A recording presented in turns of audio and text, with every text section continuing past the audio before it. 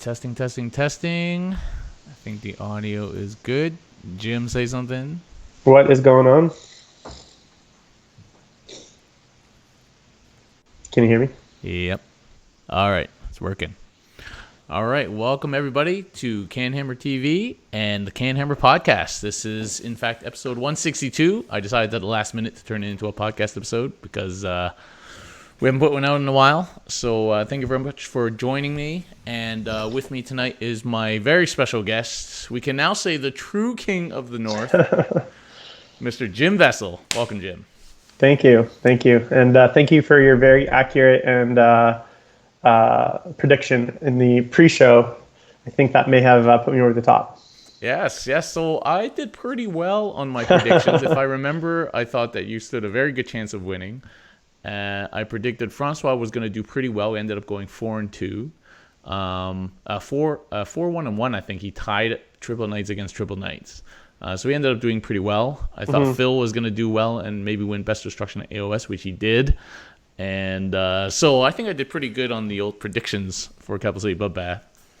I was listening to Dustin and Jesse at Stud and Scrub. And, of course, you were first pick in, I think it was Dustin's fantasy draft. And so probably nice. Dustin is going to win that fantasy draft again. Jesse picked Scary with his first pick. So he's a smart man. Always never a bad bet to bet on the King of the North. You know? Yep. So welcome in the Twitch stream to Gillette. That's Logan, of course, and Lord Draconis, who came down all the way from Thunder Bay, I believe. That's Kyle and his wife came all the way down. They were, of course, our ringers for the doubles, which was great. And so welcome in the chat, guys. So we're just going to do part one of our CCBB wrap-up tonight. Tomorrow night, I'll be interviewing Eric Trock, who, of course, went sixth, the only other player to go undefeated at CCBB this year with Custodes Foot List. I would not tune in tomorrow night unless you don't want two people nerding out about Custodes for like an hour. It's going to be pretty sweet. I will definitely not be there. But that's going to be great. And then next week, I will be catching up with Alex Thibodeau from Le Tireur de Day Club, who won the AOS championship. So 3 episodes to wrap up CCBB for this year. Before we get into your games, Jim, I'll just thank our sponsors. Of course, Dan and Dylan were our big sponsors for CCBB this year. All the prize support was put up by them, and it allowed us to spring for all the cool stuff that we had. Great food, carpet, lots of space in the venue, and so allowed us to do all these cool things that we like to do. So thank you very much. And, wait, are you saying you have to pay for carpet? You don't just get carpet? Well, we got to pay for carpet, man. That's being free. That's Lux.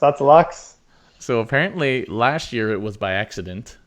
and it was great, right? Like the carpet really makes a big difference. And then this year, and then the big feedback from last year was like, we want carpet. So we're like, so we better. And then the carpet's not cheap.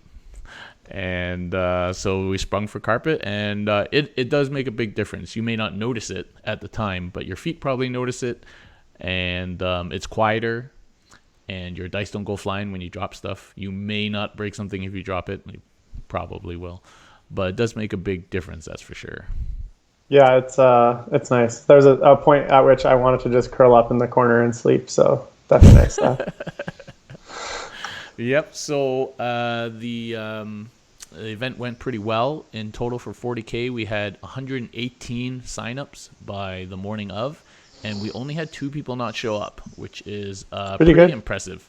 In fact, I think we hit under. People normally say you lose 10%, don't show up.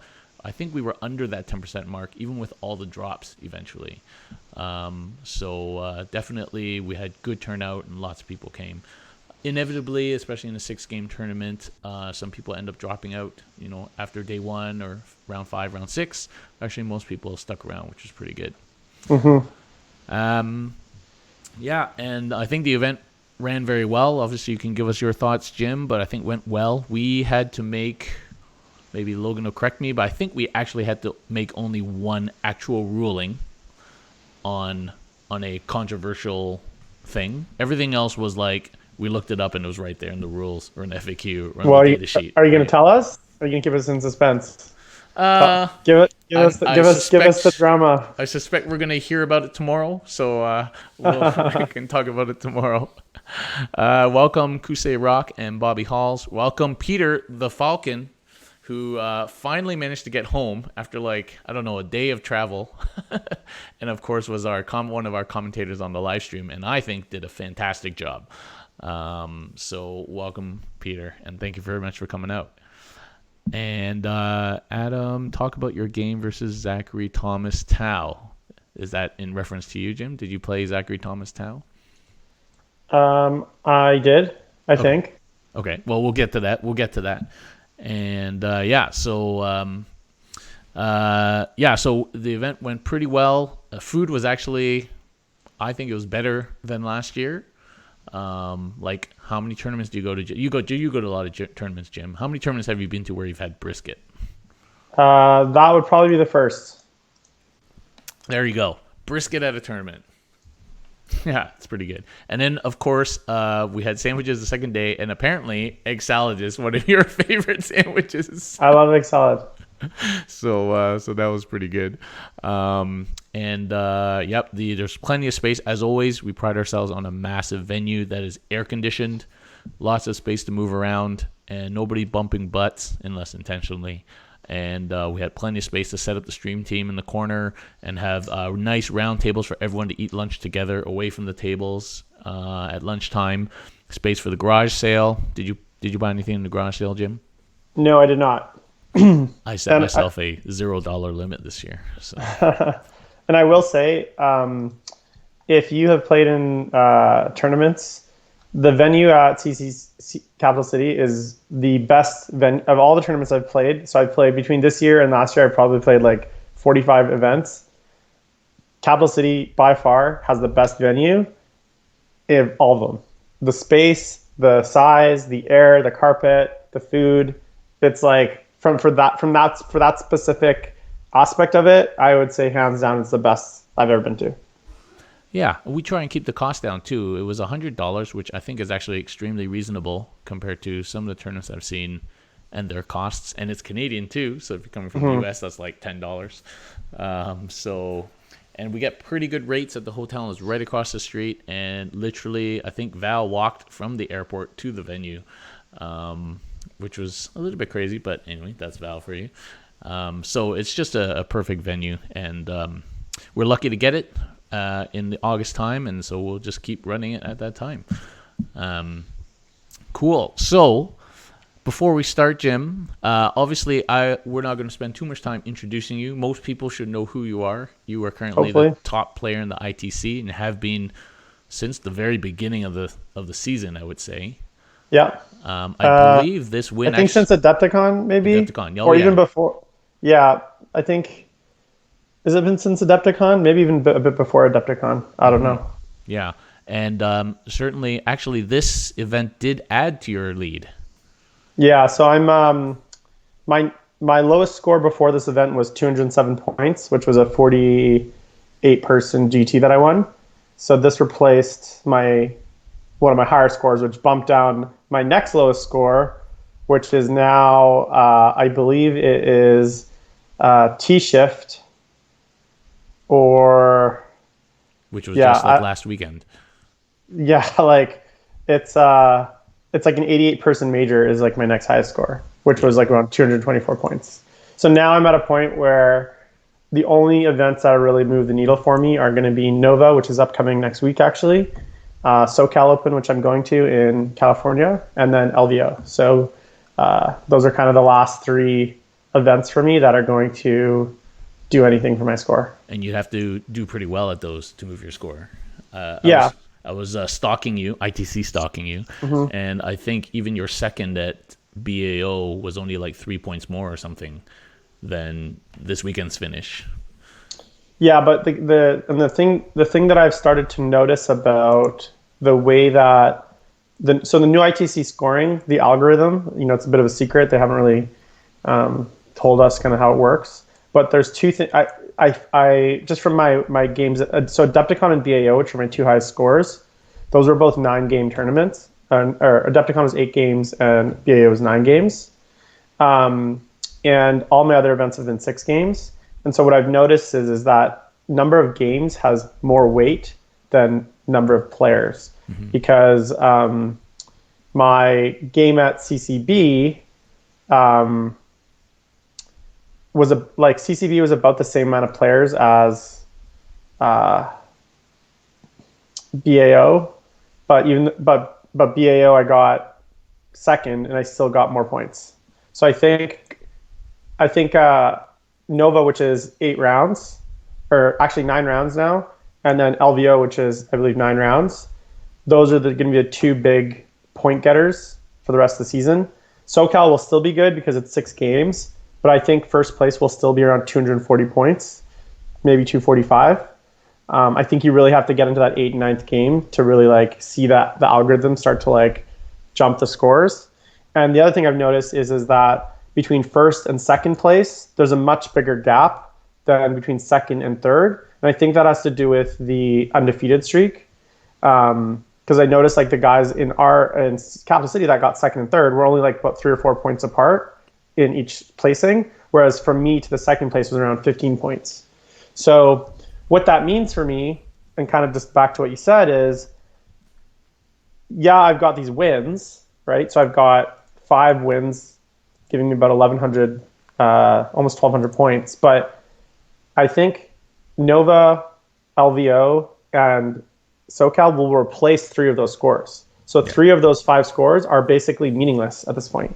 And if they don't replace those scores, in the scenario they don't replace those scores, that means I did poor enough that I'm probably not going to win the ITC. So it's almost like the rest of my season that's not those 3 events is kind of pointless. Not pointless, but it's like I can be super relaxed. I'm actually going to Attack X and Kamloops in about a month, and I'm going to be playing a completely different list, something I've never seen me play. Super fun, just like smashing stuff. So I'm excited to do that. And I think I'm going to take a little bit of a breather right after that to prepare for like the FAQ, prepare for SoCal, and start kind of prepping for LVO. I don't think I'm going to have a ton of events at the second half of the year. So, the last like 2 months of the year is going to be pretty light for me compared to the first bit, because I just don't need to play events. So what you're saying is we should do 3 days for CCBB next year. Well, look, I think so. That's a really good point. I think, and something that you've really strived for, Darren, and something that is that you have this desire to make Capital City the biggest event in Canada, right? You want it to be the kind of championship, the crown jewel of the Canadian tournament scene, right? So if you think about stuff like LVO and Nova and Adepticon, they really bring this like the best of the best from everywhere to play in those events, because the formats are designed to really create high ITC scoring. So there's lots of incentive. You're going to get a lot of games. So all of them are 3 days of, Adepticon's 2 days of gaming, but it's 4 and 4. It's brutal. Yeah. Right. And to be fair, in Adepticon, the crown jewel of that event is the team event, not the singles. Yeah. But for say SoCal, BAO is 9 games, LVO is 9 games, Nova is 9 games. And then I think London GT, but no one cares about what happens in the UK. They're playing a 5-game, just to give you some perspective of how ridiculous it is. They're playing a 5-game event with like 450 players. Yeah. I'm like, there's literally going to be like 12 undefeated players. It's so stupid. Yeah. I was like, I'm like, people are like, are you going? I'm like, I have no interest in going because it's going to be like stupid. I'm going to go and play 5 games, maybe be undefeated and be like 13th place because I'm playing Nurgle. So I'm going to have like 30s. So anyway, so I think if you're, and that's maybe something to be part of the feedback. I know you guys have already sent to the survey, but if it was up to me, like, ditch those lame doubles on the Friday and go 3 days. But yeah. But the other thing too is you got to build to that, right? So you guys are at a point now where you're not selling out. I think maybe another year at the same size, the current size. See if you can get up to that like 150, 160. That's when you really are kind of at a place where you can start thinking about, the 7th game or an 8th game. I don't think at 120 is really the time to make that jump. Yeah, it's difficult because we don't have a lot of attendance on the Friday because most people don't think it's worthwhile to take that extra day, right? So Right. if we started the singles on the Friday, that wouldn't quite work. Although maybe if we started the singles on the Friday, then people would come. I don't know. It's hard to know. If you build it, they will come, Darren. Yeah, If you build it, they will come. Right. So maybe. Well, we've had discussions about that before, moving the doubles events to the Sunday for the people who don't go onto the bracket on the Sunday. But yeah, we'll see. There's lots of potential, and certainly we were a bit hampered this year by proximity to ETC, which was literally the week before, and people literally got back on the Tuesday or the Wednesday. A lot of the ETC guys from Team Canada actually did come, which was amazing, but a lot of people didn't come. And I know a lot of like East Coast guys from the States wanted to come, but ETC was too much, given how far away. Next year it's in Luxembourg, so it's not as far. So we'll see. it's hard though because you're in between Nova and ETC, right? So it's like, and then ATC is like 2 weeks before ETC. Yeah. So it's like there's really no good time to have it. Yeah, the calendar is so packed these days. It's crazy. It's crazy how many events there are these days. Yeah. Okay, well, that's great. And if people have received their survey by email, if you attended CCBB, do please put in all your comments and feedback, because that is how we make this event better, by listening to people and trying to do what we can to make things better. So I would say we were a better event than we were last year, and hopefully every year we can make it even better. Okay, so welcome to everybody in the stream. Lots of people have joined us. So Jim, why don't you just quickly tell us, most people probably know, but tell us what you were playing. And I think you had a couple of changes to your list recently, since I last talked to you anyway, that maybe some people aren't aware about. So I'm running my pretty standard kind of chaos list I've been running for most of the season. So Nurgle Battalion with 60 Plague Bearers, 3 Nurglings, a Bile Piper, and a Poxbringer. I have a Demon Battalion, which has Contorted Epitome, the Corn Prince with the Axe, and then a Changecaster, 28 Horrors, 20 Bloodletters, not 15, and then 10 Brimstones. Then I'm going to stop you there, Jim. So there was this panic in the middle of your game against... it's Jeff. Against Jeff. Like that was a hard game, right? Against Jeff and GSC, and you were losing it because you thought that you'd lost 5 Bloodletters and you'd been playing this whole... But you swear you had it like the game before. So tell us about what happened around that, because then it ended up not being... It's turning into a meme now, right before your eyes. Yeah. Well, so my first game I played I played 2 Castellans and a Valiant in my first game. So like my Bloodletters didn't even come into play. Like I had already tabled the guy before the Bloodletters even, like they dropped down, they failed their charge, and they just sat there. So there's no point where I actually had to like really see how many, they never died, they never lost any models. My second game, I completely forgot them off the board. Mm-hmm. So again, I never brought them in. I didn't factor in the game. My third game, I did bring them in, but like they again kind of deployed behind a ruin, and I was playing Sparks, and there was nowhere I could really put them. Like I charged into an assassin and just tagged them just so I wouldn't die. But again, they didn't do a whole lot. And then my fourth game, which is when I definitely thought I had 20, because I had deployed them and I was basically deploying them across the table, like in a big line. And I was like, oh, I wonder how wide 20 Bloodletters is for like to wrap this tower on me. And I swear I had the 20. So, because I was like, there's no way that's what 15 looks like. And then in my game 5 against Jeff, he's the first person that actually killed part of the unit, or killed a lot of the models. So he shot and he killed like 16 of them of 20. And I go to remove 16, and I realized that I don't even actually have 16 models on the board. So I only had 15 Bloodletters on the board. So I'd been playing with 15 Bloodletters. So I was like, well, there must have been in my last game against Tau. There's no way I forgot them. So I started freaking out, thinking, well, maybe someone took 5 Bloodletters off my board between these 2 games. And I was kind of rattling. I didn't worry about it too much. I was just like, okay, I got to play my game. And then after the game, I was like, well, I think I brought extra Bloodletters, because I remember seeing more Bloodletters in my case. So I went to grab them, and of course, there's a perfect 5 more Bloodletters in my case. And then I put them with my other 15, and when I looked at them all together, I was like, this is the first time I actually know what 20 bloodletters looks like. And I was like, actually, I'm pretty sure I've only been playing with 15 the entire event. I've been playing down 5 bloodletters all event, not realizing it, not ever counting them. And as Logan says, at least you didn't have them in your shoe. Shout out to Yeah. Val. Well, I'm still nervous. I get home on Thursday, and I know I have extra bloodletters. So if I go home and those extra bloodletters are not there, and in fact, the 5 that I had in my case were my extras, then I'll let you know, and I'll hopefully save myself some embarrassment. But on the flip side, if I do discover that the additional 4 bloodletters are at home, and I just totally messed up the whole tournament, then I will also let you know, and I will eat my shame and my embarrassment. Well, as Lord Draconis says, maybe we should start a handicap system in 40K for the really top players. Yeah. Start with 5 bloodletters and work up from there.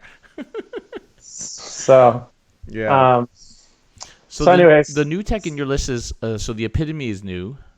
that's basically the newest thing. I dropped my Contemptor C-Beam in my Terminator Sorcerer, and I put in the epitome, and then with the extra points, I bumped up the bloodletters, I bumped up the horror slightly to 28 from 25, and then I've been playing around with some extra reinforcement points. So this event, I ran 33 reinforcement points specifically for, this is something I've been practicing for my Novelist, which is an extra 33 reinforcement points to either summon a unit of Brimstones, which I did in my game 5 against Genestealer Cult, or to just do extra splits for my pinks, because I can split basically 8 extra wounds onto my pinks. It's one blue and 2 Brimstones is 11 points, so 33 is exactly that 3 times. So it worked out super well in all my games, having those extra 33 points. I only summoned the Brimstones once, the rest I used for splits, but it was very handy having those extra ablative wounds. And definitely the split mechanic can be a bit, catch people off guard a lot. Yeah. And I'll tell you about a few times where it did during my games, because there's 2 moments where the split mechanic basically, I don't say won me the game, but saved my bacon or made the game much easier for me. And the epitome, what secret tech does that add? I did see what it added in one of your games, I think against Tau, but why did you put that in? So it's got 2 main uses. 3 main uses. So the first is that it's a psyker, 2 casts, 2 denies, +1 to both. So it's actually a pretty good psyker. It has a 2+ ignore mortal wounds. So if I'm playing a mirror match, Thousand Suns, something with heavy psychic, I can put it right at the front lines, right near my Plague Bearers to be that deny bubble. And it's a strong denier, and also it can't get sniped by mortal wounds. Also makes it fairly resilient to snipers like Sanctus, who do the perils and then additional mortals. Vindicares, unless they roll that 6 to wound, the mortal wound count generally is not an issue. So that's one area where it's good. And then 2 of the spells that it can take are that I always take generally. The first one is Phantasmagoria, which is a 12-inch bubble, everything within 12 inches -1 leadership, right? And we'll get to why that's so good in a sec. And then the second spell I always take is Symphony of Pain, and that is cast on the closest unit within 18. That unit gets -1 to hit for the start of the next phase. So Pretty sweet. You stack that with -2 from your Plague Bearers, and all of a sudden something going into your Plague Bearers are -3 to hit, which is super nasty. Yeah. And that actually, again, there's a few times that kind of came to effect. The second area where it's really useful, so those are kind of the psychic. That's the psychic strength. Second area is the fallback mechanic. So there's a special rule. I can't remember what it's called. But basically, any enemy within 6 inches, whether they fly or not, have to roll under their leadership, and it's really important when I say under, on 3d6, or they can't fall back. So you combo with that the -1 leadership bubble. Harsh. Right? So now leadership 7 models are needing to roll a 5 or less on 3 dice to fall back. If you're leadership 8, you need to roll a 6 or less on 3 dice, and that's not easy, right? So that lets me trap in combat, which stops my Plague Bearers from getting shot, which keeps my screens alive, which lets my Demon Princes do their job. That's so good. One model. The third thing that is really good with it is it can carry the Forbidden Gem. Now, I don't always take the Forbidden Gem. It's kind of my extra relic. but in certain matchups, actually this event, I only took it once out of six games.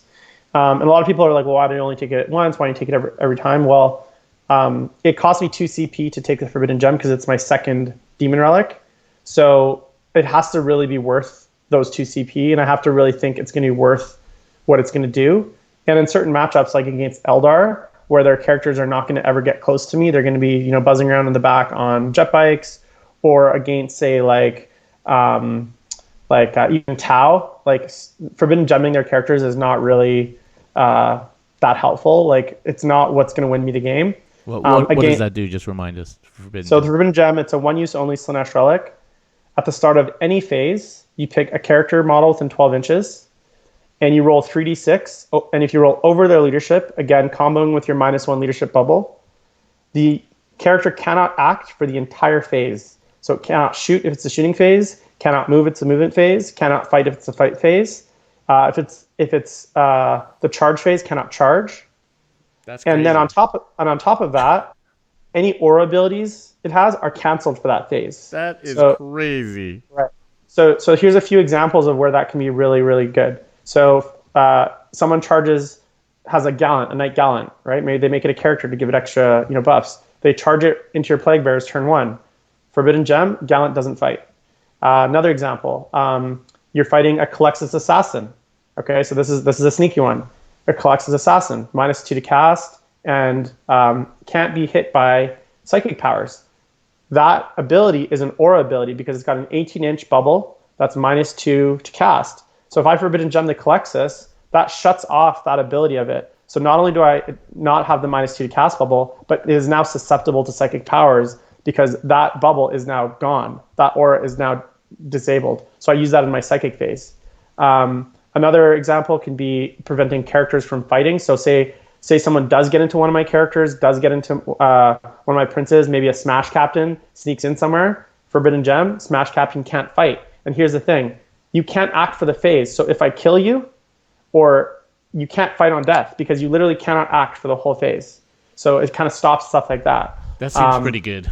Yeah, so it's one use only. You still have to roll the 3d6, but I mean, on average, if you have that -1 leadership bubble active, most things are going to be leadership 9, 3d6 with a reroll, pretty good odds. Most characters are around leadership 9, not leadership 10. So a leadership 9 character, you got to roll a 9 or more on 3 dice. That's a command point reroll. I mean, it can be game winning, and it's one of those relics where people often forget about it because you declare it at the start of the game, and then it's just that in your back pocket, right? And it's funny because I've actually forgotten about it more than my opponents. Like I feel like I'm like, oh fuck, I had the Forbidden Gem, I totally didn't use it. That happened to me 3 times at ATC where I just didn't use it for the whole game because I forgot. So to give you a good example of how I used it to a great effect in my game 3 against Jason Sparks, he charged an Eversor Assassin and Gilliman into a combat with like my horrors and my Plague Bearers. It was going to be gross, and the Eversor is some pretty crazy rules. It gets 8 attacks on the charge. Every model it kills, it gets an additional attack, and then for some CP, it can fight again. Yeah. So you're looking at a model that can potentially kill 32 models per turn, right? So of course, what do? Forbidden Gem the Eversor. His Gilliman still gets the strike, does about 5 wounds, but now that Blender Eversor just sits there. I wrap it with my models, and I now have a wrapped Eversor that basically is stopping his whole army from shooting me. And that was actually that saved me from losing that game because that was my hardest game of the weekend. Yeah. Okay, well, that's some crazy tech. So there's one more thing. Yeah. So I remind people, this is all on the epitome. Yeah. So there's one more thing it has. There's a Slanesh stratagem. It's a very it's a lesser known stratagem because it's very, very little used, but you use it at the start of the fight phase on a unit within 3 inches. That unit gets -1 attack. Wow. Okay. So against something like Aberrants that have 1 attack or 2 attacks base, and then for every attack they get an additional attack, it actually pulls 2 attacks from them. So against things like Zangors, someone's charging you with 20 Zangors, that's 40 attacks. All of a sudden, if the unit goes down to 20 attacks, the math just totally changes. Yeah. Or even a Knight has 4 attacks base multiplied by 3, that's 12. drop one of those, all of a sudden it's got 9 attacks, Yeah. right? So it can really be effective on certain types of models. And obviously it always strikes first. It's a demon prince in combat. It's got a lot of strengths. But one weakness of it is it's pretty easy to kill. So if you can get into it with a character, with something that can kill it, or with some just regular snipers like intercessors with their bolter, just regular strength 4 sniper guns will kill it. It's only got a 5+ invuln and a 6+ armor save, so it dies pretty quick. So you got to be very smart about how you use it. It's quite fragile. It's not that you got to be very smart about how you kind of move it around the battlefield as well. How many points is this wondrous model? So it's 195 points, which is more than a demon prince by 15 points. So it's pretty pricey. It's a decent but, price. Yeah, it's not cheap. So it's 15 points more than a demon prince, and think about it, a Caladius tank is 210. So, it's like one or the other, right? So is it a character? Yes, it's a character, so it Okay, can so hide. it has character protection. That's right. Okay. So it keeps your plague bears alive so that they can keep it alive, basically. So it basically helps keep the plague bears even more alive by reducing attacks, stopping killer characters, adding additional minuses, casting spells, stopping people from running away. It magnifies the strength of my plague bears, basically. You know what it does in AOS? It makes you recast all your successful casts. Oh, and there's one other. I don't know how many tricks I've told you about, but there's one other trick that it can do, which is, it's not really a trick. It's just the way the game mechanics work, which is basically if you get it within 6 inches of a flyer that's in combat, the flyer can't fall back, so it automatically crashes. Yeah. So if you're playing against a flyer list, you can basically charge, say, some guardians or a wave serpent with your plague bearers, pile into a plane, run your mirror behind the plane, and then the plane just auto crashes if it doesn't pass that leadership test. And I've done that multiple times to people that didn't really expect it. So it's a feel bads for sure. Yeah. Okay. Well, so that's 17 things it's good at. Yeah. So you mentioned that it's good at 2 things, but actually each one of those is broken into 10 different things. Okay, well, what we usually do is we don't necessarily go over in detail every single game, but why don't you tell us about some of the cool moments that you went through where maybe you had some tricks, like that Tau game I watched you play. That was pretty cool. And then why don't you tell us about some of your scary moments where things maybe weren't going that well. Yeah, so I played Kieran Gibb. Oh, sorry, Jim, before you start, I should mention, of course, I haven't actually come out and said it, but you did win best overall at CCBB for Warhammer 40K. So you're the champion. You got your hammer. And so sorry to interrupt you. No, it's okay. So I had 3 games that I would say were, I actually had more than that, but a few kind of cool points. My second game was against Kieran Gibb. That was actually a really tough game. He was playing a heavy flyer list. I got to go first, which was important. And again, the mirror was really clutch in keeping me alive. It was able to kind of crash a few of his planes. He has a lot of shooting. He had 3 fire prisms, which are super nasty. Yeah. And they were just sat on the edge of the board. We were playing Hammer and Anvil and just gunned me down all game. I think at the end of the game, I had Nurglings, Armin, 1 Demon Prince, and 10 Brimstones. Everything else in my army was dead. So there's maybe less. There's about 12 models left. So he had 5 or 6 flyers, right? And the triple. And he still had at that point. Yeah, he still had 3 flyers, 3 prisms, and a Farseer running around. So he, if we play 7th turn, he tables me. But that was a game where you just got to play the long game, play objectives, and just kind of try to stay alive.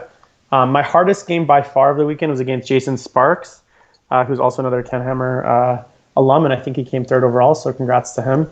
He played a very, very tough repulsor list, and obviously he's using the old points, so he's basically up 90 points based on the current kind of strength of those models. And he had 4 assassins, Gilliman, obviously 5 aggressors, which are Ultramarine aggressors with Gilliman are the amount of shots they put out is completely outrageous. That's about to get a lot worse. Yeah. So again, in that game, that was a game that was my hardest game for a few factors. We played on long deployments, Hammer and Anvil. He got first turn, but I null deployed, so he wasn't able to do much first turn. And then we played even objectives, so I wasn't really able to play the board control game where I can hold more for most of the game. I didn't actually even kill anything for my first 2 turns because his repulsors with that 5+ field of painting against mortals were just not dying. And he ended up actually killing almost all my characters except my Corn Prince. He killed all my Plague Bears, but like 5. Almost all my horrors, or about most of my horrors. Like, it was a bloody game. I only won that one 20-18, and everything else was dead. All my Demon Princes, Armin, like it was a bloodbath. And he's an excellent player with a really scary list. Like, I had to play my butt off to win that matchup. And there's a few mistakes that I made. So one of the big ones, and this is some of my feedback for you, which is if you're going to play with the Nova style L's, play with the Nova style L rules, which is not letting things land on top of the L. So that's one of the rules they use in Nova. They have these L's, but like you can't put a tank up there or like fly Demon Princes up there because it basically makes things unchargeable. And so he had repulsors on these L's, just gunning me down. And I wasn't too happy about it, but I took my lumps. So that was a really tough game. And then on the second day, I played a Tau player, which wasn't much of a game, to be honest. It was short deployments. I got to go first. He only had 2 marker lights. So his whole army, his turn 1, hit my whole army on 6s. So even with a full Cayenne on 3 Riptides and 3 Broadsides, I think he killed like 9 Plague Bears. So his whole army re-rolling everything. But because he didn't have any marker lights, he was 6s. So, and then I basically tagged his whole army with bloodletters and then ran the mirror right at him. And he just never could fall back, and it was over. That was the part I saw. You charged a unit of Fire Warriors that was probably a little bit out of place because charging them meant you didn't take a whole crap ton of Overwatch. That's right. And then you just piled in all across his whole line. Of course, it's a gun line. And then your mirrors there saying, none of y'all bitches can fall back. So they're screwed, basically. So, and I made sure to kill one of his marker lights early so that he could never get the 5 marker lights because you can get 2 and then plus D3. Yeah. It's the only way he was going to get 5 to get the +1. So I made sure to kill 1 marker light early so he could never he was always basically going to hit my army on 6s, which that's basically game at that point. And then, so that was a short game. That was a 41. I played Jeff Pandiarata. I think that's how you say his last name. In my second game, my second game of the day, that was on stream. That was the only game I used the summoning trick on my Brimstones, and that kind of caught him off guard because he'd never seen that before. That's actually the first time I've ever summoned in all of 8th edition. So I was even like, am I doing this right? Because I never play with summoning. And that was a really interesting game. So how did you use those Brimstones, though? That was so interesting. So I just started my Demon Prince at the very front of my line, in front of my Plague Bears. And then I moved 1 unit of Brimstones up one side of the board to screen. And then I summoned another unit of Brimstones on the other side of the board to screen. So I created basically an L-shaped wall of Brimstones about 3 inches in front of all my Plague Bears. Yeah. So that whatever he popped up, I gave him first turn. Whatever he popped up turn 2, the only thing he'd be able to really charge is Plague Bears or Brimstones, and then I could counter. And there's no way to not kill Brimstones. Yeah, it's almost no way. And one little trick that if you're a Chaos player that you should know about with Brimstones is that if someone say wraps a single Brimstone, right, to stop you from shooting, if they're not careful about it in the psychic phase, cast Smite with your Brimstones, and Brimstones succeed or fail because all horrors can cast Smite, but only the pinks get the D3 Smite if there's more than 10 models. Otherwise, it's one damage, and they only cast it on a single dice. But a little known rule is that if you and when you're casting Smite with your horrors, you nominate a model and unit to be the caster for that phase. So generally, it's going to be your closest model to whatever unit you want to get. But if you nominate a Brimstone, the Brimstone, after it is done casting, fail or pass, is slain. So if someone, say, wraps a single Brimstone, Gets thinking you out of that... combat. That's right. So that's one trick to, I mean, again, it's very situational, but just something to be aware of. Another trick you can do if someone tries something like that is Infernal Gateway is friend or foe. So if someone, say, wraps your brimstones, say two of them, you throw an Infernal Gateway at that unit, D3 of your brimstones die, all of a sudden your brimstones are out of combat as well. Between that and the smite, you could kill 4 brimstones out of your own unit just to get them out of combat. And then all of a sudden, you're throwing shots at it. So that's just like a sneaky little tactic to just be aware of. Again, very situational, but just another tool in the pocket in your kind of tool belt for those moments when people think that they got you. Very sneaky, Jim. Super sneaky. And then my game 5. So game 5 was against Jeff. Jeff's like one of my best friends out here. Super good game. He was super nervous. Made a few mistakes. I made sure to I gave him a ton of takebacks. Like at one point he started, I think it was turn 3, he started deploying his deep strikers, and I was like, dude, aren't you gonna move? And he realized, he's like, oh my god.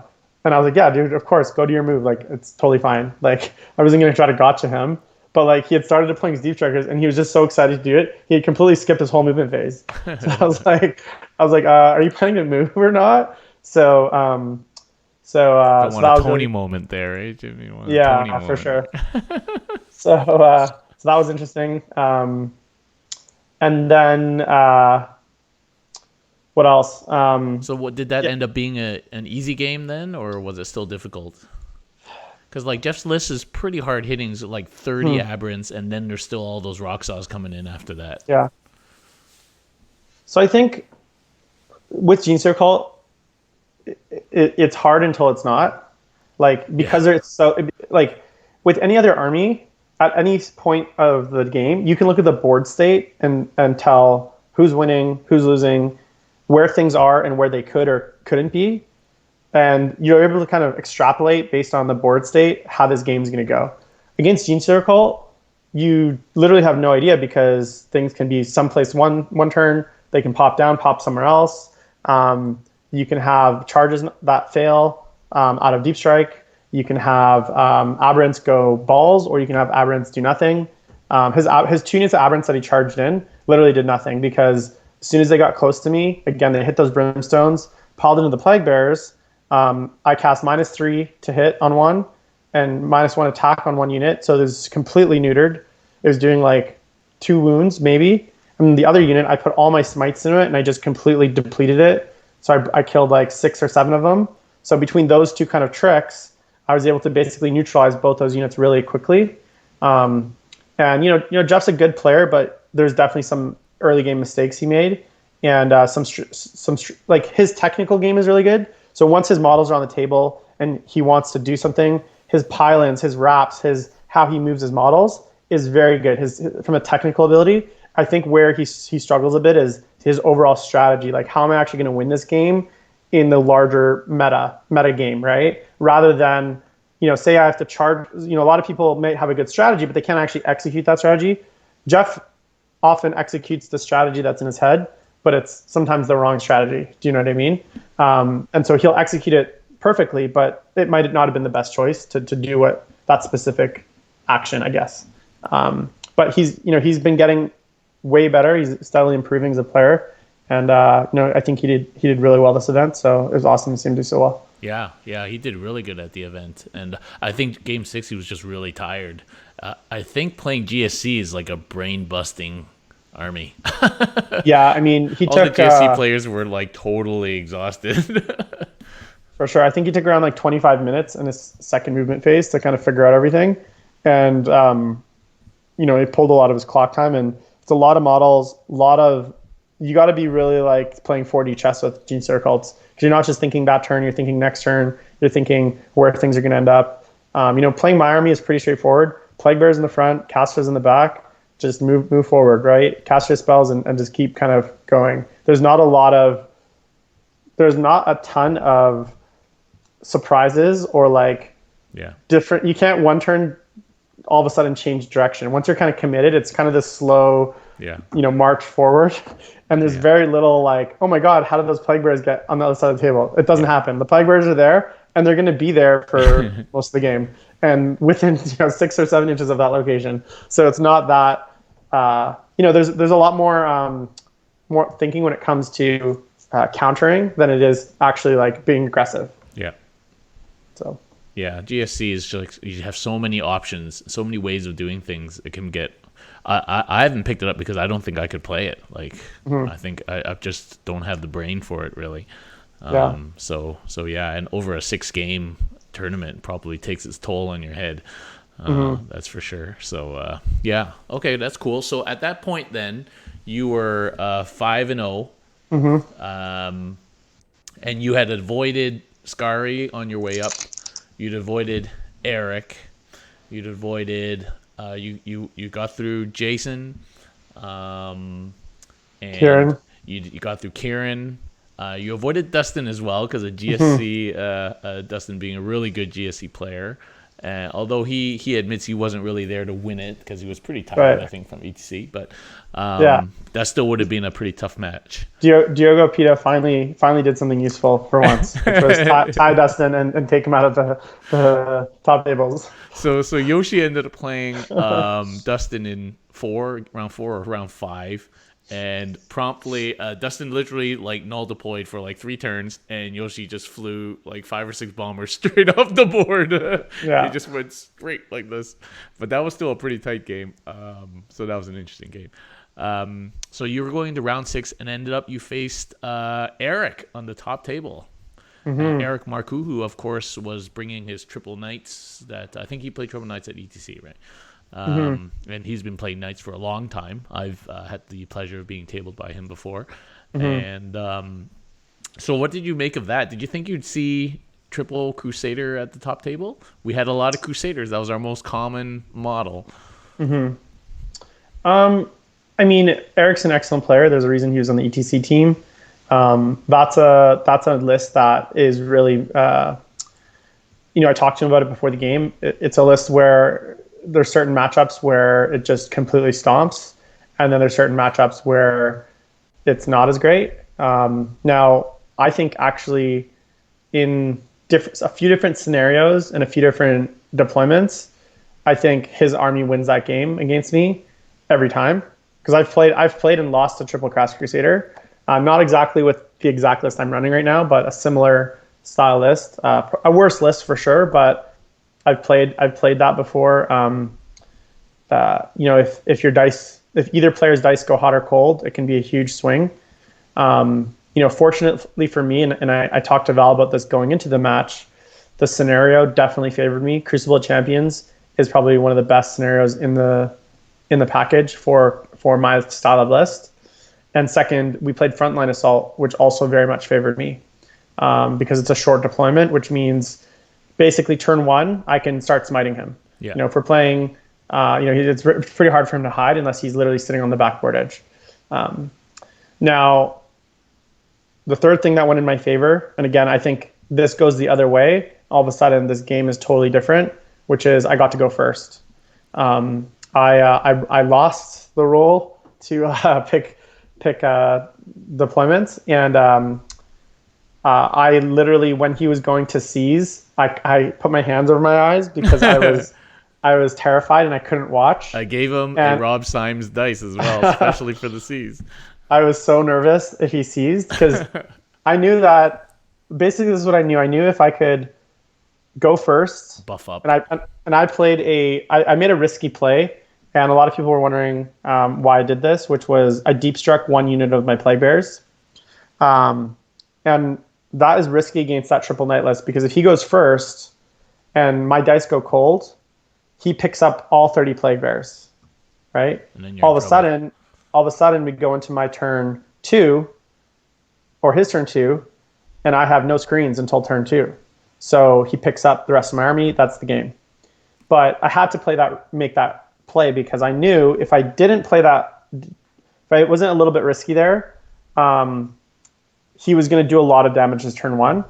And I was lucky because he didn't seize. And the things that I needed to do that turn 1, I did, which was get Miasma up. And then I went on to probably roll the hottest. I didn't even actually Warp Surge my Plague Bears turn 1. even though it was very tempting. And the reason I didn't is because he had a Calidus assassin. It was Calidus, Calidus, doesn't matter. And I was already down to 7 CP with my deep strike. I had used 2 more CP to re-roll a dice to get Miasma off. And because of his Calidus, it cost me 2 CP. So I was down to 5 CP going into the shooting phase, right? So now, here's the scenario. Say I do Warp Surge them, and that costs me 3 CP, right? Because of the Calidus. Yeah. And then I go to auto pass them, Now and you that got costs none. me another 3 CP because of the Calidus. Now all of a sudden I'm out of CP. And a lot of people were wondering why I didn't take the Forbidden Gem. Well, guess what? If I had, I would have been down to 3 CP going into my shooting phase, which means potential 3 just to Warp Surge them. All of a sudden I'm out of CP, can't auto pass. That's game. So I had to hold off the Warp Surge. Thankfully, Nurgle was watching. He somehow, I did get -1 on one of his knights, so that I was only hitting on 6s, because it was -3 to hit the Plague Bearers, and the other 2 hitting on 5s. He had 2 Basilisks, which again, hitting on 6s, Guardsmen hitting on 6s. So a lot of negatives, which was to my advantage. He didn't roll amazing. I rolled amazing. Like literally, I couldn't believe the amount of saves I made. I think he killed 9 Plague Bearers after his whole army shot at me, which was like, I was at that point, literally at that point. So, and then he moved up his knights. He had moved up his knights to do all that. When he had moved up those knights and then killed 9 Plague Bearers in the shooting phase, that first shooting phase, at that point I knew I'd won the game. Yeah. I knew there was almost no way at this point I could lose this game because I knew what his knights were going to do. They were going to come in. My Plague Bearers were still at -2, right?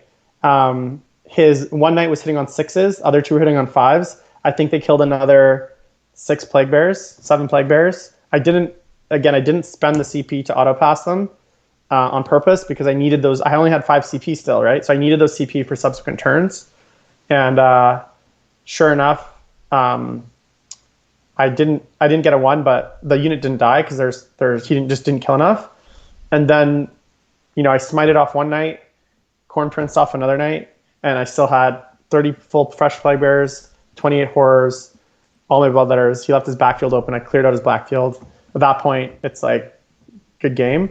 He just didn't have enough. I tagged one of his basilisks with my horrors. At that point, he just didn't have enough firepower. There's just no physical way he could kill me. The math would just not have added up. Yeah. And he had no board control. That was basically the game. I think we played one more turn. Ended up killing his 3rd knight off stream because they'd actually stopped the stream like 15 minutes before we called it without us knowing. They didn't even tell us, so we were just still playing. We were like still playing just for the stream, but we both knew the game was over. Yeah, that was his knights both blew up and both killed my Corn Prince, which was fine. I didn't care at that point. I mean, I traded 180 point Corn Prince for a 500 point knight. I mean, I'll take that trade 10 out of 10 times. And then the other thing too is he shot my pink horrors. I charged his knight. I split into a blue. Gets me about 3 inches closer. So when I do that split trick, it turns a 9-inch charge into a 6-inch charge based on the base sizes because you get 2 inches closer, but also you got to be within 2. So it's just the edge of your base has to be within 2. So you get 2 inches plus 25 mil, which is about 2.5 inches closer, which makes you less than 7 inches from him, right? You're not less than 6 inches. You're less than 7 inches from him now, and that's a 6-inch charge. So I got that charge, tagged his Basilisk, charged the Corn Prince in. He did his thing. He did 28 wounds tonight, which is pretty funny. The Corn Axe, and then the knight said goodbye, and that was the game. It was pretty crazy. So Eric is on stream, and he said that you did play perfectly with no mistakes. He gives you props for a good game. Yeah. So just for the Chaos players out there, so the decision to deep strike 30 of your 60 or not, and people are wondering, well, why would you deep strike them? Because if you need screen, is because if you have 2 units, then you could spend all your shit to protect one of them, and they just shoot the other one. Exactly. So that is kind of a fulcrum point decision for Chaos players with 60 Plague Bears, 1 up or 1 down, and that can actually, as you say, that could win or lose you the game if you pick wrong. Yeah, and again, what it all depend on is so let's replay that game, but instead of me going first automatically, it's a roll. I don't deep strike them 100%. That's way too risky. Yeah. I was willing to take the 1 in 6 chance that he didn't seize, or that's a risk that, again, I knew if he shot my plague bearers without with only one unit, with only one -1, then I do warp surge because I have to keep them alive, and then hopefully, I can pull them in a way so that some of them are left out of line of sight, maybe auto pass them, maybe survive one more turn. There is a way. It's not pretty, but I think it is doable in certain deployments. So another good example would be against when I was playing Sparks. So Plague Bears move 5 inches plus D6 plus 1 for their musician, and if you're playing on a long board edge, your Demon Princes, which move 12 plus D6, and you deploy both units of Plague Bearers. What that means is your Demon Princes are only going to move up the board around as fast as your Plague Bearers. So it could be anywhere from 5 to 6 inches to 12 inches if you're lucky, but often you're rolling on 7 inches on average. Plus, think your Demon Princes are about an inch behind. So your Demon Princes are only really moving up the board about 6 or 7 inches a turn, which is definitely not enough to get across the board and hammer and anvil, right? Yeah. So what you can do is with the second unit, you can deep strike them deep, and then leapfrog all your Plague Bearers into this new kind of reestablished line way up there. Yeah. And then also it's the same thing that I did with Eric, which is you have one unit that's -2 and potentially warp surged. Now that's the only thing they can shoot. Shooting -2 to hit Plague Bearers with 4+ invul and 5+ Virulent Pain. I mean, there's very few armies that can chew through that well. Like Custodes Calidus tanks do it. Obviously, Dark Reapers used to do it. This new Chaos Knight with the Avenger Gatling Cannon does it. But again, those are situational. I wouldn't recommend doing it every game. I wouldn't recommend doing it against every opponent. You just got to know when to do it, when not to do it, and when it's worth the risk and when it's not. And I think that's important. Yeah, that's definitely key. I know that Owen was there and he had only brought 30 Plague Bears and he regretted that every single game, only bringing 30. I think 60 is definitely the sweet spot. And I like 60. The reason I like 60 over 90 is, well, with 90, they're going to just shoot that third unit. So all of a sudden, the unit that is not warp surged and not deep struck and at only -1, they're going to shoot that unit. So it's just you want to give your opponent no choice but to shoot your really hard to kill unit. Yep. Cool.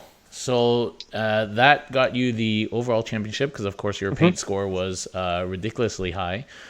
We should mention also that you won the best single model category of the painting competition for your Abaddon with green claw, as we called it. So congratulations on that. Thank you. That was pretty cool. And then promptly bought another Abaddon. Yes, I'm gonna convert it into a Huron Blackheart. So that's gonna be actually pretty fun to do because I will run my my Lord Discordance and my Marines that I'm just finishing up as Red Corsairs here and there, and Huron Blackheart is actually like a really good value. He's basically a 100-point Chaos Sword Sorcerer with a bunch of special rules combo wombo. He's really cheap for what he does, so I'm gonna do one of those because his Finecast model is pretty brutal. Yeah. So that's cool. Congratulations on your championship. Thank you. And so that makes you 2019 champion. We'll get your name put on the on the trophy for next year. Immortalized. Yeah.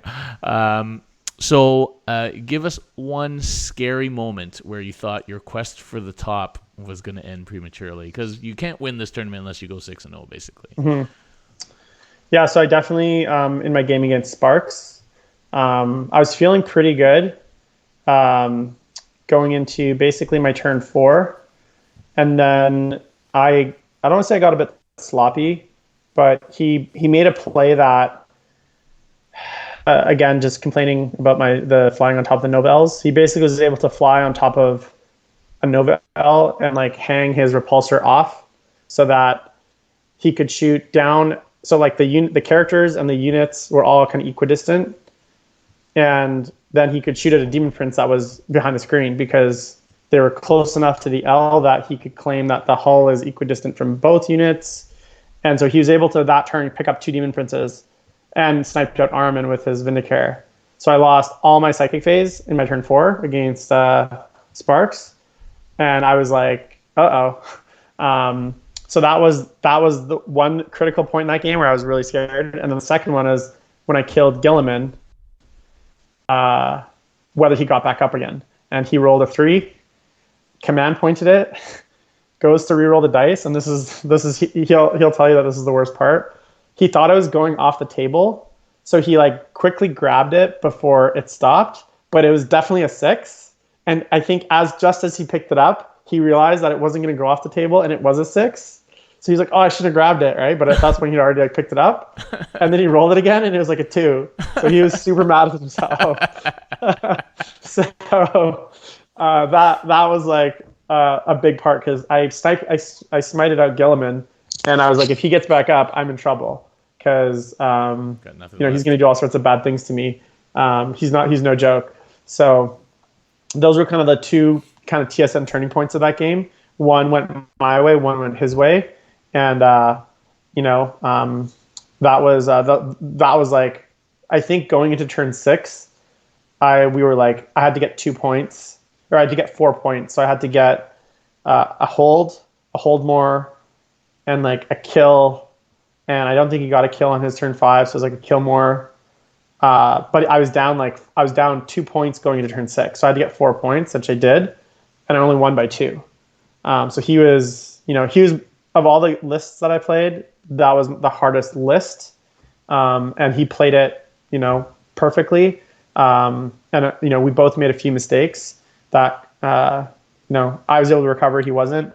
But yeah, that was I had my whole tournament flashing before my eyes during that point. So right on, Jason, with some dodgy Nova L tricks.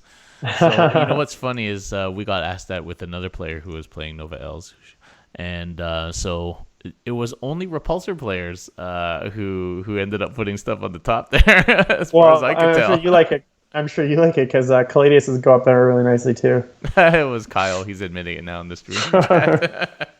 So yeah, it was just them repulsor players. Because there's really no point in putting the only kind of units that have the movement to go up there and do be effective up there are repulsors and Caladius tanks, because you're not going to send demon princes and characters up there. You're not going to send devastators up there. There's no other real flying shooting units that would want to have an interest in being up there except cheeseball Caladiuses and cheeseball repulsor players. Yeah. So yeah. Well, as you know, we only had 5 Caladius tanks out of 118 players, so which was a little bit below meta standards right now, but probably good for you guys. So yeah. Cool. Well, so where are you off to next, Jim? You're obviously a busy guy. You're going to Nova probably, right? Yeah, I'm actually in the Invitational, which is exciting. Did they announce the pairings for that? Who are you playing? Yeah, so I'm playing Ben Sherwin. Okay. He just actually won, I want to say SummerSlam or Warhammer of Wrath or something like that with a 7. He's the guy that has the 7 Eldar Flyers with nacho chips on their bases. Like actual nacho chips. Yeah, he apparently at an event, the TOs told him that he had to pull his models because they weren't based. So he went and got Doritos, crushed them up, and glued them to his base. So if you actually watch the stream from that event, you can see that there's literally zesty cheddar Doritos on his base. Well, I shouldn't laugh because our painting competition, one of our winners, actually had really chili cool flakes looking leaves on his base, and they were in fact chili flakes. So yeah. There you go. So I'm a chef, so I spotted them from a mile away. I was like, wait a minute. Yeah, so we shouldn't laugh about Doritos, I guess. Right. But that seems extreme. So I have the Nova Invitational. That's going to be really tough. There's actually a website. There's a link to it's called Challenge. It's like this kind of bracketing thing, and so you can put your bets in for who's going to win the brackets. Oh yeah. So go find the site and bet on me. Well, I know that Devin's in the Invitational. He's playing Nick Nanavati first round, so that's be interesting. That's going to be interesting because I think Devin is a good enough player to beat Nick. The question is will he dig deep, or is he going to do the standard Devin thing, which is kind of play without any heart and hope his CPU gets him through the game. And then obviously after the Invitational, I have Nova itself, so that's next weekend. Starting on Thursday. There's also a GW preview seminar on Wednesday night. So if you're into that stuff, check that out. And then I have a weekend off, which is nice. What? And then Come I'm on. going to Attack X in Kamloops, which is one of a tournament that's near and dear to my heart. It's about 4 hours drive of Vancouver, north of Vancouver, and it's kind of the event that like all our clubmates go to and get super blackout drunk and just get belligerent and get kicked out of bars. So it is competitive, but like the drinking is the most important part of that event. So I'm excited to do that. And then I basically have nothing really lined up after that. I've been kind of floating the idea of maybe going to Michigan GT because I actually won best overall last year. I know Battle for Salvation is around the same time in October. It's the same weekend, I believe. Same weekend, yep. That's a really good event. It's a really tough event. But I think what I'm probably going to do is just take 2 or 3 weeks off. I've had a super busy tournament summer. I have SoCal open at the end of October, and I want to do really well there because it's a big event, about 256 players. And that'll probably be post FAQ. So I'll probably want a little bit of time once that FAQ drops to kind of see what's going on, maybe make some adjustments. And then depending on what Chapter Approved brings in November, I might be painting a whole new army for LVO. So we'll see. We'll see how bad I get Chaos Nerf with my performance this year. So we did get asked earlier, and I didn't want to interrupt at the time, but what do you think is going to happen to Plague Bears? We heard what TJ thinks is going to happen to Plague Bears. What do you think is going to happen to Plague Bears, if anything? Yeah, I mean, it's really hard because as someone that plays them, I mean, I don't want to say I'm biased against them not getting nerfed, but I think psychologically, they're a really good troop unit. And they're really hard to kill, but that's really all that they are good at. So because they're not like an offensive unit, they don't have that same like psychological impact of say like Triple Caladius or the Castellan did or Yannari Reapers did. So they just don't have that like, when you play against Plague Bears, yeah, you're not going to kill them, but you're never like, oh my God, I'm going to get tabled, right? So I kind of feel like a lot of people are starting to figure out how to beat them, and there's a lot of lists that are coming up that are able to beat them. And I almost feel like a lot of it is like the complaints that I hear the most of is Caladius tanks, right? That's what I hear all the time on the internet. People are like, yeah, Plague Bears are tough, but like the problem is the Demon book as a whole is pretty weak. Besides the troop choices and the character choices, when was the last time you saw fast attack, heavy support, or elite choices from the Demon Art book? Almost never in any competitive list. So, if they nerf Plague Bears, that's okay. I could see them maybe going up a point. I could see them maybe adjusting the mechanics slightly. But I think any more than that, and they kind of go into the point of, well, the one thing that they did, which was not die, if they're not doing that, then they become unplayable because there's no other purpose for them. They're not like horrors that actually have shooting, right? Or bloodletters that can fight. Their only purpose is to not die. So once you take that away, they're slow as hell. They're moved 5 inches, and they have one strength 4 attack. So their only job is to not die. So as soon as you take that away, I think it kind of is like, well, why do they exist, right? So do you think that they won't get touched at all, potentially? I think so. So here's what I think. I think it's 50-50. What I do remember is this time last year, and you guys probably all remember this too, what was everyone talking about? They were talking about the Castellan. They were talking about Dark Eldar, how broken it is. They were talking about Alatok Eldar Flyers, how the -1 hit is going to go away. Remember that? All these rumors last year, right? Going to Chapter Approved, going to FAQ. Guess what happened? None of that. Nothing. Right? None of that happened, right? So there's all these rumors, all these people saying this is going to happen, that's going to happen. None of that happened, right? What happened? They nerfed Deep Strike more. That was like the main thing, and then they reversed it 4 months later, right? With the fly change, like they did the fly change, right? That was right out of Nova. They nerfed Deep Strike turn 1 right out of Nova. Those were the two things that were big, and those weren't even unit changes. So I'll wait and see. I think it's 50-50. I personally don't see them being nerfed.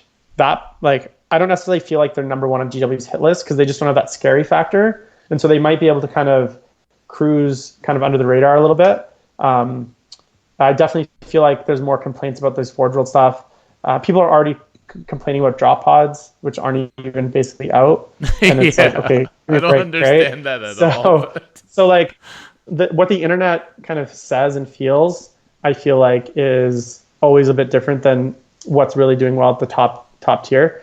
I could see Gene Circle actually getting touched a little bit. I know that seems crazy, but I feel like some of their stratagems and characters are a little bit too cheap. Yeah. But again, like I actually think I'd much rather see some of the existing armies get buffed up a little bit than things touched. I do see them moving away from and trying to move away from all the minus hit modifiers, the Raven Guard rule that they released, and then also the subtle change to how hit rolls work in the last few codexes. Hit rerolls. You can tell that they're aware of it and that they think it's an issue. We'll see how they address it long term. So okay. And my final question to you, what do you think of Marines? So I did buy the book at Capital City. Yes. Thank you, Dan. I've read through most of it. I think there's going to be some good builds in there. I'm going to reserve judgment until I see the supplements. Obviously listening to Signals from the Frontline, Reese has mentioned that he thinks Imperial Fists and Salamanders are going to be some of the strongest in Iron Hands. So I'm curious, and he actually thinks White Scars are going to be one of the weakest, which is interesting because I actually think they have some really good tricks in there. So if he thinks they're one of the weakest of the six, that bodes very well for where Marines are going to end up.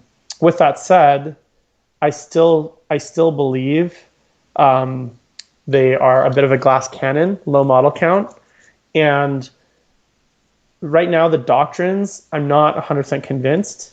Like there's the doctrine benefits are good, the -1 AP, but it's also very situational, right? Like if you're playing orcs, the -1 AP you don't really care about. If you're playing Gene Cults, you don't care about that.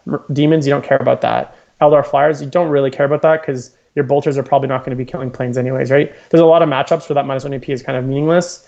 The assault doctrine, same thing. Like there's, I think it's Marines just don't have super strong assault elements. Like what are you going to do? Do assault squads, right? So now there are some stratagems that are keyed to doctrines, and I think that's where I could see if some of those stratagems that come out in the new supplements are strong enough to justify keeping the pure. I think that's the only way I could see it staying, or wanting to do pure Marines. But as it stands, I still think doing like a mixed force with say 2 battalions of Marines or two detachments of Marines or even one, and say doing guard for bodies and something like Custode Caladiuses or Knights or something like that. I think having that mixed force, that access to multiple books, that versatility is still going to probably eke out on top of the benefits that the doctrines are going to give you.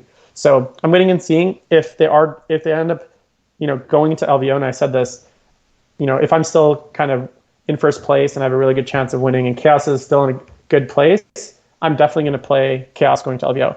If come FAQ and chapter proof Chaos has been nerfed, I'm going to play what the best list I think is. That's going to be the best chance of winning going to LVO. And if that's Marines, well, you can start calling me Korax, because or you can start calling me, I guess, Lionel Johnson, because he's a Chaos Primarch anyway. So.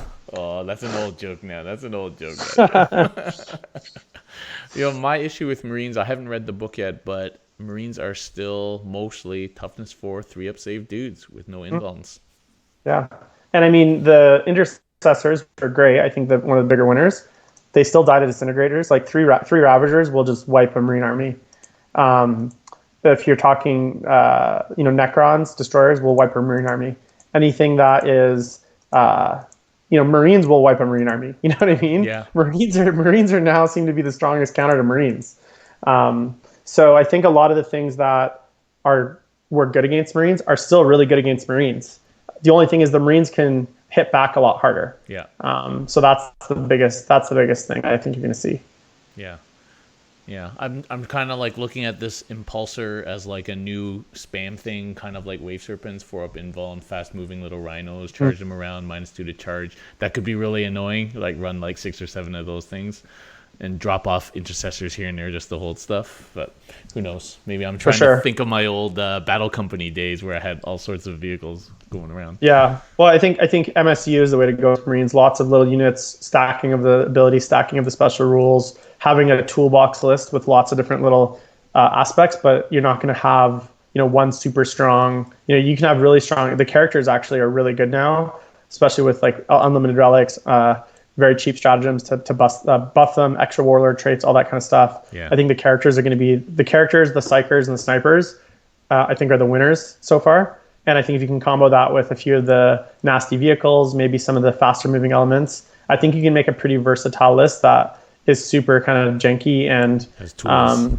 has a lot of like gimmicks. But I think it's still going to be once they are committed, if you can kind of survive that kind of initial assault and you can hit back, they still die like Die Marines. like Marines. It's come to be a thing. Die like Marines. I tell you, I man. think all Marines should just get like a 6+ Fuel and Pain, and like Iron Hand should get like a 5+ or something. Like that would be like, or they should ignore like the first AP of all weapons or something like that. I Just don't because know. of After playing Custodes for so long, I don't think I can go back to hitting on 3s and saving on 3s. Like it's just a feel Yeah. bad. It's just a really feel bad. I hate it. Hitting Yeah, on it's pretty 3s? bad. What is that? It's like so sure. bad. Yeah. I think for sure the list is stronger. Is it going to be kind of that alpha tier list with Eldar flyers, with Caladius tanks, with chaos? Some of the chaos belts. I don't think so.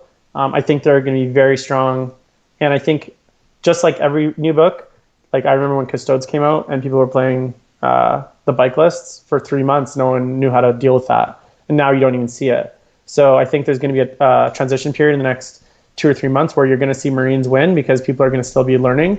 But I think once people start to kind of figure out how to play against them and all the tricks are known, I think they'll kind of end up back in that kind of 4-1, 5-1 record for tournaments. Yep. Yep. All right. Well, Jim, thank you very much for joining me tonight. And congratulations again on your win at Capital City Bloodbath 2019. Thank you. Hopefully you'll come next year and defend your title. Yeah, it's I have a long list of tournaments now I have to return to next year to defend my title. So it's starting to, it's like half my season is already decided for me at this point. So I better not win anymore. Otherwise, I won't have to be able to go to any new tournaments. Well, hopefully you'll put us higher on the list because we are the Canadian tournament. But we understand you've just been winning everything, so it's hard to prioritize. And I've been losing. This is I won this and I won a major about 2 weeks ago, but I had about 4 or 5 events in between that I didn't win. So you win some, you lose some. Yep. Okay, well, thanks very much for joining me, and thank you everybody for watching on the stream and listening on the podcast. And do remember to tune in tomorrow night for part 2 CCBB. I'll be talking to Eric Trock, my personal hero of the weekend for going 6-0 with 11 Aquilon Terminators. And we'll be going all deep into that tomorrow night. So thanks very much, everybody, for watching, and we'll see you tomorrow.